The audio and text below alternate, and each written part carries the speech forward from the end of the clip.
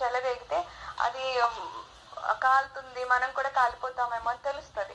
కానీ ఈ సంసారం అనేది అగ్ని అయితే మనకు కనిపించదు కానీ, మనం బుర్ర పెట్టి చూస్తే కనుక మనకు తెలుస్తది.